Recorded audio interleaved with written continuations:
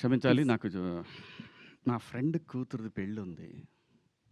So, వెళ్ళాలని యాక్చువల్‌గా ఎళ్ళిపోయాన్ని. నిన్న బెన్నీ గారు ఫోన్ చేసి నాకు అంటే మరి నా అవార్డొచ్చినప్పుడు ఖచ్చితంగా ఉండాలి కదా!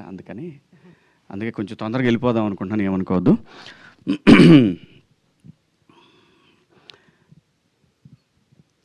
ఉమెన్స్ డే సందర్భంగా ప్రతి ఆడపిల్లకి, ప్రతి అమ్మకి, అందరికీ నా హృదయపూర్వక శుభాకాంక్షలు.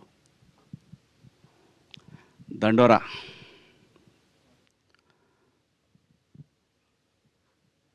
నేనొకటి నమ్ముతాను. మనకిది పని అవ్వలేదంటే ఇంకా ఏదో పెద్దది పని అవుద్ది అనేది నేనెప్పుడు బలంగా నమ్మి ముందుకు పోయేటటువంటి విషయం అనమాట. ఇది కాలేదా, ఇంకా ఏదో దీనికన్నా పెద్దది మనకుంది. ముఖ్యంగా ఈ గద్దర్ అవార్డ్స్ సందర్భంగా మా ఈ సినిమాకి గుర్తించి జ్యూరీ మెంబర్స్ ఇచ్చినటువంటి అవార్డ్స్కి కృతజ్ఞతలు. నేనైతే బలంగా కోరుకుంటాను, అవకాశం ఉంటే నాకు ఇన్స్టెడ్ ఆఫ్ శివాజీ డైరెక్టర్కి ఇవ్వాలని నేనైతే బలంగా కోరుకుంటా. అవకాశం లేదు. సో, అందరి అభిప్రాయాలను గౌరవిస్తూ తెలంగాణ ప్రభుత్వానికి, జ్యూరీ సభ్యులకు అందరికీ పేరు పేరున ధన్యవాదాలు. మరీ ముఖ్యంగా ఈ సినిమాకి ఏదైనా అండి, ఒక శంకులో పోస్తేనే తీర్థం. అలాంటిది ఒక గొప్ప నటుడు ఎన్టీఆర్ గారి సినిమాకి ఒక ట్వీట్ అనేది ఒక ప్రభంజనంలాగా యావత్ తెలుగు జాతికి ఈ సినిమా దగ్గరైంది. దానికి ఎన్టీఆర్ గారికి హృదయపూర్వక ధన్యవాదాలండి. అలాగే ఈ సినిమాకి మంచి మ్యూజిక్ని అందించిన మార్క్ రాబిన్ గారికి, అలాగే ఈ సినిమా నా పాత్రకి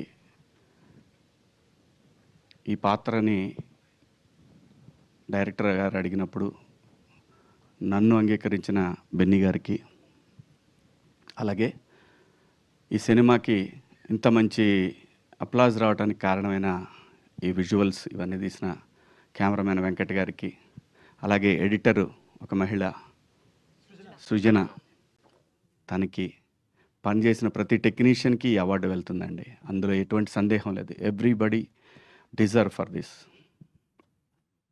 అనుమానమే లేదు. అందరూ ఎంత గొప్పగా యాక్ట్ చేశారంటే ప్రతి ఒక్క ఆర్టిస్టు. ఈ ఒక్క సినిమా తెలుగు టాలెంట్ ఎంత ఉందనే దానికి ఒక చిన్న మీటర్ అండి. ఒక చిన్న మీటరు. ఏ ఒక్కరు కూడా ఇంత కూడా నటన అనేది కనపడకుండా జీవించినటువంటి ఓ మంచి లైబ్రరీ లాంటి సినిమా ఈ సినిమా మాత్రం. అందులో చేసిన ప్రతి ఒక్క ఆర్టిస్టు అద్భుతం, అద్భుతం, అద్భుతం. అంత బ్రహ్మాండంగా చేశారు. అలాగే ఈ సినిమాకి సాహిత్యాన్ని అందించిన నేను కాసర్ల శ్యామ్ గారు, పూర్ణాచారి, ఇంకా శ్రీమణి అందరూ కూడా అండి ఎంత బ్రహ్మాండంగా ఇన్వాల్వ్ అయ్యి రాశారు. అందరికీ కూడా పేరు పేరున ధన్యవాదాలు. అలాగే ఈ సినిమాకి పనిచేసిన ప్రొడక్షన్ టీము అందరికీ కూడా, ప్రొడక్షన్ డిపార్ట్మెంట్కి, ఎడ్వర్డ్కి అందరికీ పేరు పేరున ధన్యవాదాలు, శుభాకాంక్షలు. దండోరా సినిమాకి అసలు ఈ కథ రాయాలని తనకు అనిపించడం అనేది మా కోసమే రాసినట్టున్నాడు మురళీ గారు. ఎందుకంటే అండి, ఏ చర్య ఎందుకు జరుగుతుందో ఈ సృష్టిలో ఎవరికీ తెలియదు. నాకు తెలీదు. ఇతనికి నానంటే సచ్చిన చేసేవాడిని కాదు. నాకు చెప్పలా ముదురులన్నీ. ఆ అమ్మాయి నా కూతురు అంటే క్వశ్చనే లేదు.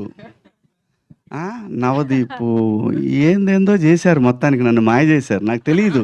ఓన్లీ నేను ఈ సినిమా కథ చెప్తున్నప్పుడు వీళ్ళందరూ ఉన్నారనే విషయం, వీళ్ళందరితో షూటింగ్ అయిపోయిందనే విషయం, నేను లొకేషన్ పోయిందా తెలియదు నాకు. అమ్మ తోడు ఎవడు చేస్తాడు, నేను నందు కొడుకండి ఎట్టున్నాడు.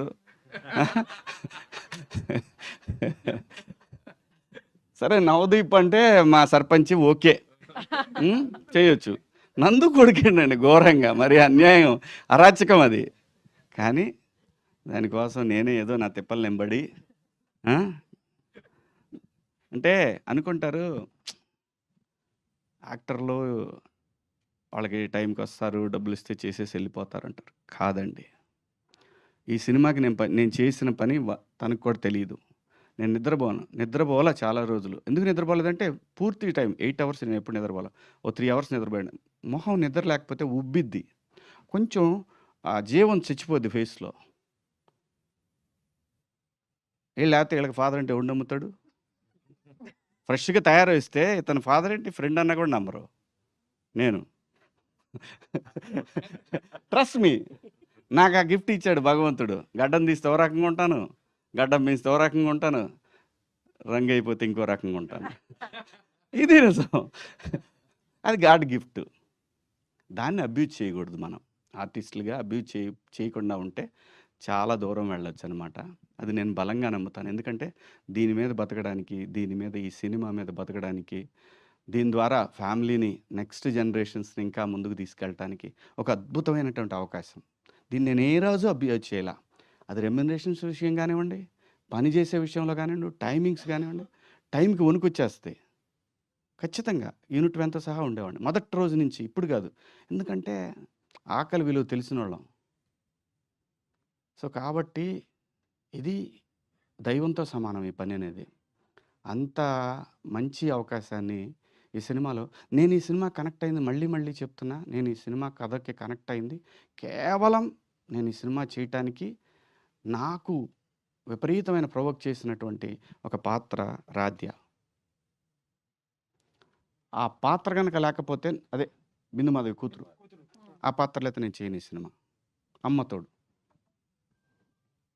ఈ సినిమా మొత్తానికి ప్రాణం ఆ పాత్ర అక్కడ. ఆ పార్టు అది నందు ఆ పాపని అక్కడ ఆ హౌస్ దగ్గర వదిలిపెట్టాడు అని చెప్పినప్పుడు ఒక క్షణం మంచినీళ్ళు తాగాను నేను మా ఆఫీస్ రూమ్‌లో తనకి కథ చెప్తున్నప్పుడు. చేద్దాం ఈ సినిమాని ఫిక్స్ అయ్యాను. అంత ఆ పాప కూడా ఎంత బాగా చేసింది అసలు. ఎంత అద్భుతంగా చేసింది. అంటే గూస్ బంప్స్ మూమెంట్స్ ఉంటాయి సినిమాలో. నాకు కథ చెప్పేటప్పుడు కూడా తను అదే చెప్పాడు. నేను అంతే రియాక్ట్ అయ్యాను.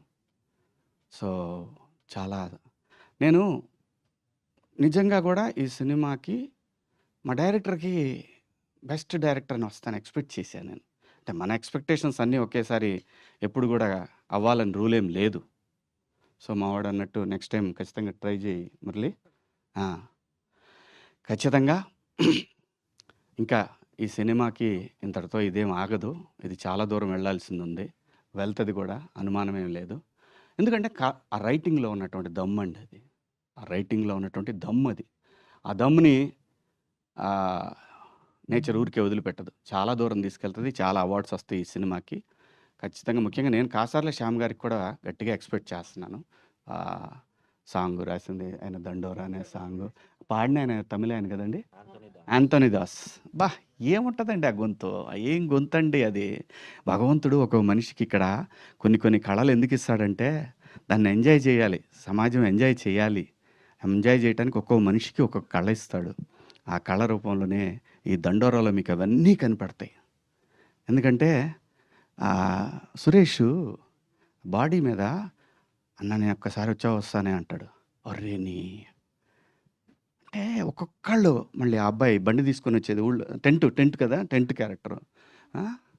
ఎంత అండి అసలు ఒక్కొక్క పాత్ర ఎంత అద్భుతంగా రాశాడు. ఆ పెన్ను నుంచి ఎలా వచ్చిందో నాకు తెలీదు మురళి గారు. అద్భుతం. You are awesome. నేను చెప్తున్నా కదా! Long way to go. Long way to go. మా మురళి డెఫినెట్‌గా అండి. మురళి అంటే నేను కూడా డౌన్ అయ్యాను నిన్న మొన్న. నాకు తెలుసు. ఆ పెయిను. మురళికి నేను చెప్పాను. 365 డేస్ 24/7 నేను కాల్ అవేలో అని చెప్పా. నేను యాక్ట్ చేయాల్సిన అవసరంలా. తనకి నీడ్ ఉంది అంటే ఐ యామ్ దేర్ నేనని చెప్పి ఒక భరోసా ఇచ్చాను నేను. ఎందుకంటే హీ డిజర్వ్స్ అండి. జాబ్ వదిలేసి సినిమా మీద ఒక ప్రేమతోటి ఇక్కడికొచ్చాడు అంటే తమాషా కాదండి. ఎవరైనా సరే సాక్రిఫైస్ ఓకే. తన పేరు, ప్రతిష్టలు, డబ్బు ఇవన్నీ కావచ్చు. కానీ సాక్రిఫైస్‌కి ఒక వాల్యూ ఉంటదండి నేచర్‌లో. అనుమానమే లేదు. దాంట్లో నిజాయితీ ఉంటే ఈ నేచర్‌లో ఖచ్చితంగా నేచర్ నీతో నిలబడతది మురళి గారు. ఎక్కడికి పోదిది. ఇది ఎక్కడికి పోదు. చాలా దూరం వెళ్తది. అలాగే ఈ సినిమాలో పనిచేసిన ప్రతి ఒక్క ఆర్టిస్టు అదిగో మావోడు సర్పంచ్ గాని, నందు గాని, ఆ అమ్మాయి ఆ కారు దోలే సీన్‌లో అయితే నిజంగా నాకు బాగా సినిమాలో బాగా నవ్వొచ్చిన సీను వీళ్ళిద్దరి కారు సీన్ అనమాట. అలాగే మన తమ్ముడు నాకు నా నా అల్లుడు రవికృష్ణ అబ్బాయి పేరు ఎప్పుడు కన్ఫ్యూజే నాకు. రవికృష్ణ కానీ ఎంత బాగా చేశాడండి, ఎంత బాగా చేశాడు. తను ఉందిలేమ్మా, గుర్తుంది. అంత ఈజీగా ఎలా మర్చిపోతా, నువ్వు నా కూతురు అంటే. ఏ తను ఒక ఎక్స్ప్రెషన్ అండి, ఒక ప్లేస్ బాగా గుర్తు తెచ్చుకోండి. చనిపోదామని డిసైడ్ అయ్యి ఆ హాస్పిటల్లో ఒక ఎక్స్ప్రెషన్ ఉంటుంది చూసారా, అసం బ్రహ్మాండంగా చేసింది, అసలు అద్భుతంగా చేసింది. నందు సైక్ సిద్ధార్థ్ ఓకే, ఎరక్కొట్టాడు. ఇంకా ఎవరున్నారు, రాధ్య. నెంబర్ 1 ఆంపిల్లకే ఇస్తాను నేను, రాధ్య. అలాగే బిందు మాధవి గారు. చెప్పనండి, మీరు చెప్పండి. అలాగే బిందు మాధవి గారు, ఆ రోజే చెప్పాను నేను, తెలుగులో అమ్మాయిలకు కానీ అబ్బాయిలకు కానీ టాలెంట్కి కొద్దవే లేదండి. ఫైనెస్ట్ యాక్ట్రెస్ అమ్మాయి. చాలా చాలా చాలా మంచి మంచి పాత్రలు చేయొచ్చు. ఎక్కడో ఎయ్యో చిన్న అదే చూద్దాం అనే వద్దు, బ్రహ్మాండంగా చేయగలం. బ్రహ్మాండంగా అంటే ఈ దేశంలో ఏ భాష కన్నా తక్కువ కాని నటులు మన తెలుగు సినిమాలో ఉన్నారండి. ఇవ్వండి, మీరు ఇవ్వాలే కానీ మళ్ళీ పెట్టొద్దు స్టేచర్లు ఇవన్నీ పెట్టొద్దు. ఒక పాత్ర ఇస్తే కదా స్టేచర్ తెలిసేది. స్టేచర్స్ లేవు, కథే అల్టిమేట్ స్టేచర్, అదే వస్తుంది. ఒక ఆర్టిస్ట్కి స్టేచర్ అదే వస్తుంది. కథని నువ్వు క్రియేట్ చేయి, ఆర్టిస్ట్ ఖచ్చితంగా ఆ స్టేచర్ని తీసుకొస్తాడు. మంచి పాత్రలు పోతున్నప్పుడు ఎలా బాధేస్తుంటే కడుపు మండిపోతుంటుంది. చేయగలిగింది ఏమీ లేదు, ఆకలి అయితే అన్నం తింటాం తప్ప. సో ఆయన ఎంత బాగా చేశాడు, బ్రహ్మాండంగా. వీళ్ళందరూ ఇంగ్లీష్లో మాట్లాడుతారు, నాకు టెన్షన్ అవుద్ది, నేనేం మాట్లాడాలి మీ అమ్మకు అలా. ఎందుకంటే బాగా చదువుకున్న వాళ్ళు వీళ్ళందరూ, అందరూ చదువుకున్నోళ్ళు. మనమేం BA తెలుగు మీడియం, ఒక్కోసారి కంగారు అవుతుంటుంది, వాళ్ళు ఇంగ్లీష్లో మాడుతుంటారు, టెన్షన్ అవుతుంటుంది. కానీ మనకిచ్చాడు బ్రహ్మాండమైన నటన అనే ఒక అద్భుతమైనటువంటి సాధనాన్ని. దాంతో అమెరికాలో కూడా బతికేయచ్చు ఇంగ్లీష్ రాపోయినా. సో చాలా హ్యాపీగా ఉందండి. Thank you Murali, thank you. మళ్ళీ చెప్తున్నాను, any time any centre single hand.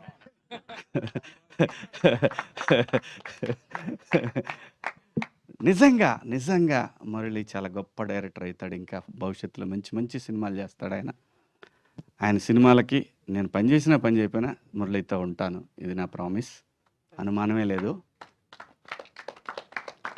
ఇంకెవరి గురించి చెప్పాలా, ఇంకెవరున్నారు? మనందరూ రాజశేఖర్ గారు, మాది జర్నీ నడుస్తూనే ఉంది. అందరూ కూడా. మావాడు నవదీప్ రాలేదు ఇవాళ, మావాడు ఏ టూర్లో ఉన్నాడో, ఏడ ఉన్నాడో మరి. సర్పంచ్ సాబ్ ఏడ తిరుగుతున్నాడో ఈ భూమి మీద. అద్భుతంగా చేశాడు, మంచి యాక్టర్, తెలుగులో మనకి one of the finest actor. So ఇంకా ఈ సినిమాలో ఎవరన్నా ఇంకా ఆర్టిస్టులు చాలామంది ఉన్నారు ఈ సినిమాలో, బొచ్చెడు మంది ఆర్టిస్టులు ఉన్నారు. అందరికీ పేరున కంగ్రాచులేషన్స్. అలాగే బెన్నీ గారు, మీరు డెఫినెట్గా నేను చెప్తున్నా కదా, లాంగ్ వే టు గో. కొంచెం కొరతనం ఉంది మా వాడి దగ్గర, అది మాత్రం నేను ఖచ్చితంగా చెప్పాలి. ఎందుకంటే లైఫ్లో అండి అవకాశాలు చాలా వస్తుంటాయి, ఈ ఏజ్లో ఎక్కువ వస్తాయి. ఏజ్ దాటిపోయినాక ఎవడ పట్టించుకోడు మనం. ఇంకా గొప్ప సినిమాలు తీస్తాడు, ఇది మాత్రం గ్యారంటీ, అనుమానమే లేదు. తనకి భగవంతుడు ఆ స్కిల్ ఇచ్చాడు, కథను జడ్జ్ చేసే ఒక స్కిల్ ఇచ్చాడు. మనకి తెలుగులో గొప్ప సినిమాల పేర్లు తీసుకుంటే బెన్నీ గారి పేరు కూడా వస్తుంది. ఇంకా నెక్స్ట్ రాబోయే సినిమాలు కూడా ఖచ్చితంగా మంచి కథలు పట్టుకుంటాడు, చాలా దూరం వెళ్తాడు. ఈ పేరు గుర్తుంటుంది. అలాగే ఆ మురళి గారి పేరు ఎట్లయితే గుర్తుంటుందో ఈ పేరు కూడా గుర్తుంటుంది ఖచ్చితంగా. అందరికీ ఈ సినిమాకి సహకరించిన మీడియా మిత్రులకు, తెలంగాణ ప్రభుత్వానికి, అలాగే జ్యూరీ సభ్యులకు, ప్రతి ఒక్కళ్ళకి కూడా పేరున ధన్యవాదాలు. Thank you so much. I love you all. Thank you sir, thank you so much.